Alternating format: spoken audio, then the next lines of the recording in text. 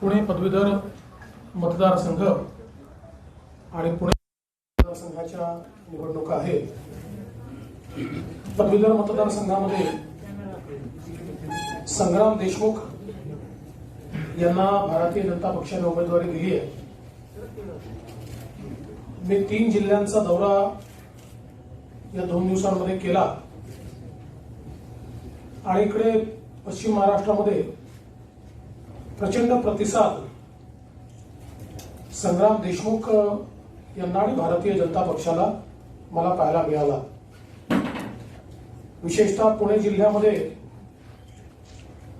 भारतीय जनता पक्षाने अतिशय चांगली नोंदणी केली आहे.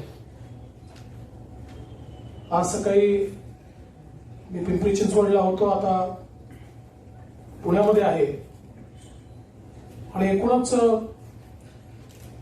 सर्व आमचे कार्यकर्ते पदाधिकारी अत्यंत उत्साहाने कामाला लागले आहेत. सरकारच्या संदर्भात एक मोठा असंतोष हा आम्हाला बघायला मिळतोय आणि तो असंतोष संघटित होऊन पदवीधर हे भारतीय जनता पक्षाच्या उमेदवाराला मतदान करतील अशा प्रकारची खात्री आम्हाला दिसते आहे. त्यामुळे पहिल्या पसंतीच्या मतांमध्येच आमचे उमेदवार संग्राम देशमुख हे विजयी होतील असा विश्वास आम्हाला वाटतो. पुणे विभागीय शिक्षक मतदारसंघामध्ये जितेंद्र पवार सर हे शिक्षक परिषदेचे उमेदवार आहेत आणि भारतीय जनता पक्षाने त्यांना पूर्ण समर्थन दिलं आहे. यापूर्वी 2008 मध्ये भारतीय जनता पक्षाच्या समर्थनाने शिक्षक परिषदेने जागा जिंकली होती. 14ला ते जिंकू शकले नाही, पण आता जो काही प्रतिसाद शिक्षकांमध्येही या ठिकाणी पाहायला मिळतोय, ज्या प्रकारे टप्पा अनुदानामध्ये आमच्या सरकारने धोरण घेऊन दुसरा निर्णय म्हणजे 40% हा लागू करायला या सरकारने जो काही वेळकाढूपणा केला आणि त्यातनं शिक्षकांच्या पगाराच्या संदर्भात इफेक्टिव्ह डेट बदलली, त्याचाही रोष शिक्षकांमध्ये मोठ्या प्रमाणात आम्हाला पाहायला मिळाला. एकूणच कोरोनाच्या काळामध्ये राज्य सरकारची निष्क्रियता, दिलेली आश्वासनं पूर्ण न करणं, मग ग्रामीण भागामध्ये मी गेलो असताना पश्चिम महाराष्ट्रामध्ये झालेल्या अतिवृष्टीनंतर झालेलं जे काही नुकसान आहे, 50,000 रुपये 25,000 रुपये सोडून द्या, पण घोषित केलेली नुकसान भरपाई ही देखील मिळालेली नाही. आणि अनेक ठिकाणी तर मला आश्चर्य वाटलं की ज्यावेळेस काही निवेदनं प्राप्त झाली की तिथे पंचनामे देखील झालेले नाहीत. त्यासोबत विजेच्या सवलतीच्या संदर्भात जे घुमजाव या सरकारने केलाय, सरकारमध्ये कुठलाही समन्वय नाही आणि त्यांच्या कुरघोडीच्या राजकारणात सामान्य जनता ही भरडली जाते. केवळ कामांना स्थगिती देणं.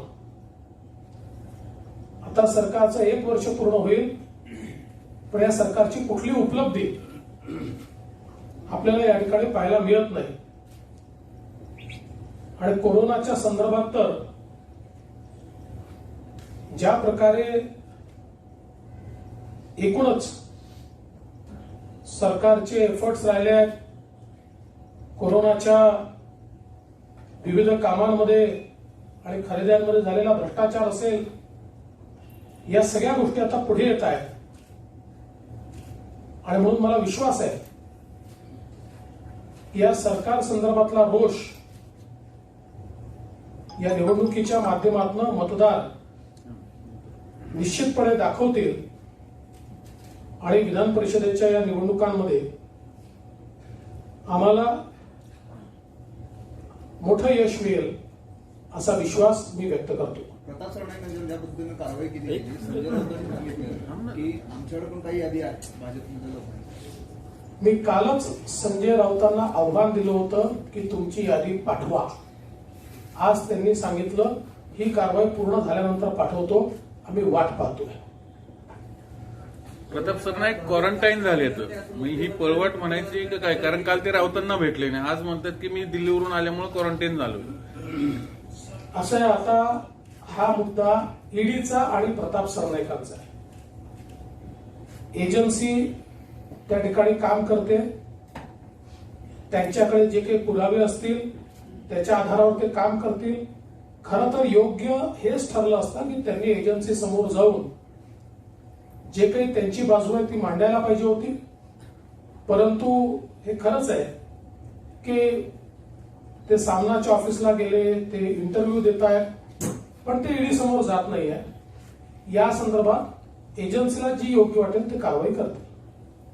पण तुमचं सरकार असताना प्रताप सरनाईक तुमच्यासोबत होते शिवसेना, तेव्हा बरं कारवाई का करता येईल नाही? तेव्हा काय वेगळं चित्र होतं? असं आहे की जेव्हा एजन्सीकडे पुरावे असतात तेव्हाच एजन्सी कारवाई करते. ते जर आज आले तर काल कशी कारवाई होईल? आजच होईल. मुख्यमंत्र्यांनी पंतप्रधानांकडे तक्रार केली की भाजप कोरोना काळात राजकारण करते, यावर तुमचं काय म्हणणं आहे? चला, आनंद आहे आम्हाला की किमान पंतप्रधानांकडे तक्रार करण्यापुरतं तरी आमच्या आंदोलनाची दखल त्यांनी घेतली. अन्यथा आम्ही इतके पत्र पाठवले, चांगले व्हॅलिड सजेशन दिले, एकाही पत्राला त्यांनी उत्तर दिलं नाही, एकाही सजेशनवर कारवाई झाली नाही. विरोधकांना कुठे विश्वासात घ्यायचं नाही ही भूमिका त्यांनी ठेवली. कधीही एक बैठक देखील बोलवली नाही. अगदी सुरुवातीला एक बैठक त्यांनी बोलवली होती ज्याच्यामध्ये ते स्वतः व्हीसीवर होते, आम्ही सगळे त्या बैठकीत हजर होतो. याच्या व्यतिरिक्त एका बैठकीलाही त्यांनी विरोधकांना बोलवलेलं नाही. अशा परिस्थितीमध्ये जर सरकार निर्णय घेणार नसेल, सरकार मनमानी कारभार करणार असेल, सरकार भ्रष्टाचार करणार असेल, कोरोनात भ्रष्टाचार होणार असेल, तर विरोधी पक्ष म्हणून आम्ही चूप बसू शकत नाही. जनतेची आमच्याकडनं अपेक्षा आहे की त्यांचे जे दुःख आहे ते मांडले गेले पाहिजे. आम्ही आमच्या आंदोलनाच्या माध्यमातून तेच मांडतो. 11वीचे ऍडमिशन सुरू झाले तर पण त्याचं सरळ खुल्या वर्गातनं सांगितलं. मराठा समाज पुन्हा आक्रमक होताना दिसतो, कारण त्यांना काहीच मिळालेलं नाही.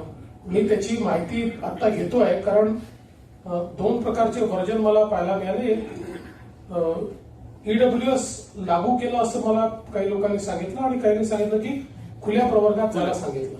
त्यामुळे माझ्याकडे काही निवेदनही आता प्राप्त झाले जस्ट तुमच्याकडे आत येताना की अधिसंख्य पद निर्माण करून आपल्याला हे करता येईल असं एक मराठा समाजाने आत्ताच मला बिलकुल या गेटवरच एक निवेदन दिलंय आणि त्यांनीच मला काही ब्रीफिंग देखील केलंय. मी आता त्याचा अभ्यास करून मग त्याच्यावर सविस्तर प्रतिक्रिया देईल. सर, पण मराठा आरक्षणाचा निर्णय जोपर्यंत होत नाही तोपर्यंत प्रवेश प्रक्रिया करू नका अशी एका विशिष्ट वर्गाची भूमिका आहे.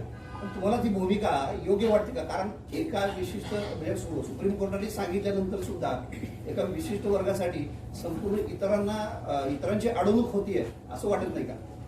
नाही, असं आहे की ही प्रक्रिया काही नेहमी करता तर थांबवता येणार नाही. सरकारने वेळ काढून धोरण केलं. आपण बघा, एक तर जे काही कायदे आरक्षणाचे झाले त्यामध्ये उच्च न्यायालयामध्ये दोनच कायदे टिकले, एक तमिळनाडूचा आणि दुसरा महाराष्ट्राचा. तमिळनाडूचा कायदा सर्वोच्च न्यायालयात गेला, त्यावेळी सर्वोच्च न्यायालयाने तो घटनापीठाकडे पाठवला पण स्थगिती दिली नाही. महाराष्ट्राचा कायदा मात्र घटनापीठाकडे जाताना त्याला स्थगिती मिळाली. ती स्थगिती उचलण्याकरता जी काही कारवाई करायला पाहिजे होती आपण बघा कसं वेळ काढू धोरण या ठिकाणी सरकारने केलं. पहिल्यांदा सरकारला माहिती होतं की ज्या बेंचनी स्थगिती दिली आहे तो बेंच कधी स्थगिती उचलू शकत नाही, कारण त्यांचा अंतिम निर्णय त्यांनी दिलेला आहे आणि त्यात त्यांनी सांगितलंय की आता हे संविधान पीठाकडे पाठवा, कॉन्स्टिट्यूशन बेंचकडे पाठवा. तरी देखील त्यांच्याच पुढे त्या ठिकाणी पुन्हा अर्ज केला आणि 1 महिना सरकारने काहीच केलं नाही. आणि मग अर्जाची जी तारीख होती त्या तारखेच्या 2 दिवस आधी सरकार पुन्हा अर्ज करतं की आम्हाला यांच्या पुढे करायचं नाही आणि आता संविधान पीठ गठीत करा. आणि आजही सरकारच्या वतीनं वेळ काढू धोरण चाललेलं आहे आणि या सरकारच्या वेळ काढू धोरणामुळे सगळेच विद्यार्थी, केवळ मराठा समाजाचे नाही, सगळेच विद्यार्थी भरडले गेले. कारण आतापर्यंत त्या ठिकाणी ऍडमिशन थांबवून ठेवल्या. आता या ऍडमिशन सदा सर्व काळ थांबवता येत नाही. त्यामुळे यात 100% सरकारचा दोष आहे. सरकारने जे काही वेळ काढू धोरण केलं त्या धोरणामुळे आज कुठलाही निर्णय त्या ठिकाणी येऊ शकला नाही. मराठा समाजावर अन्याय झाला, पण आता इतर समाजावरही अन्याय करता येत नाही. त्यामुळे प्रवेश प्रक्रिया सुरू ती झाली आहे, पण ती झालेली असताना मराठा समाजाला कुठे सामावून घेता येईल असा विचार देखील सरकारला करावा लागेल. मुंबईला कंगना राणावत असेल किंवा अर्णब गोस्वामी असेल किंवा आता सरनाईकांचा विषय असेल, केंद्रीय यंत्रणांचा उपयोग या पद्धतीनं केला जातोय असा आरोप या निमित्तानं संजय राऊतांनी केलाय. या सगळ्या परिस्थितीमध्ये एकूण लगेच हा विषय मराठी विरुद्ध मराठी किंवा मराठी अस्मितेचा केला जातोय. तर याच्यामध्ये भाजपाची इमेज ही महाराष्ट्रद्रोही किंवा मराठी माणसाच्या विरोधातली अशी बनवण्याचा प्रयत्न शिवसेनेकडनं होत आहे. तर भाजप म्हणून याचं नुकसान किती होऊ शकतं आणि आपण काय काउंटर करू शकतो? याला जोडूनच संजय राऊत असं म्हणाले की भाजपच्या 120 नेत्यांची यादी जी आहे ती मी ईडी आणि अर्थ मंत्रालयाकडे पाठवतोय. राज्यात आमचं सरकार आहे. त्याचं उत्तर मी आधीच दिलं आहे की आम्ही वाटच पाहतोय. त्यांनी जरूर पाठवावी यादी. आणि कोणाच्या म्हणण्याने कोणी महाराष्ट्रद्रोही होत नाही. यांच्यावर आरोप केले की महाराष्ट्रद्रोही, यांनी भ्रष्टाचार करायचा आणि यांच्यावर भ्रष्टाचार बाहेर काढला तर बाहेर काढणारे महाराष्ट्रद्रोही. यांच्या म्हणण्याने कोणी महाराष्ट्रद्रोही होत नाही. आम्ही सगळेच महाराष्ट्रातल्या, आम्ही सगळ्यांनी महाराष्ट्राच्या अस्मितेकरता काम केलेलं आहे. 5 वर्ष आमचं सरकार होतं. आमच्या सरकारने 5 वर्षात महाराष्ट्राला 1 क्रमांकाचं राज्य देशामध्ये आम्ही नेलं. आणि मला अभिमान आहे की आम्ही मुख्यमंत्री असताना सर्व काउंटवर गुजरातपेक्षा महाराष्ट्र पुढे गेला, याचा मला अभिमान आहे. मी मुख्यमंत्री असताना ते गेलाय. गुजरातपेक्षा जास्त इन्व्हेस्टमेंट महाराष्ट्रामध्ये आली, गुजरातपेक्षा जास्त इंडस्ट्री महाराष्ट्रामध्ये आल्या, सर्व प्रकारची गुंतवणूक महाराष्ट्रामध्ये आली. त्यामुळे मला असं वाटतं की या ठिकाणी आपल्या अंगावर आलं की दुसऱ्याला महाराष्ट्रद्रोही म्हणायचं. जनतेला सगळं समजतं आणि म्हणून जनता आमच्या पाठीशी आहे. आणि एक गोष्ट अजून मी सांगतो, हे शिवसेनेच्या नेत्यांनी समजून घेतलं पाहिजे, ते म्हणजे महाराष्ट्र नाही आहे. मुंबई बँकेची चौकशी संदर्भात प्रवीण दरेकरांना चौकशीचे परत आदेश दिलेत. ईडीच्या चौकशीनंतर परत हे सगळं प्रकरण असं सुरू झालं असं वाटतं का तुम्हाला? नाही, एखाद्या एजन्सीने चौकशी केली तर कुठला तरी पूर्वग्रह दूषित, आणि मग ही चौकशी काय फार प्रेमाने केली आहे का? त्यांचं काय दरेकरांवर विशेष प्रेम म्हणून केली? काही फरक पडत नाही. 2दा चौकशी ते यापूर्वी करून चुकल्या, 3ऱ्यांदा चौकशी करतील, 4थ्यांदा करतील, अजून चुकीचा रिपोर्ट देतील तर आम्ही कोर्टात जाऊन लढू. काय त्याला अडचण आहे? सर, रावसाहेबांनी एक स्टेटमेंट दिलंय की आपली सगळी तयारी झाली आहे.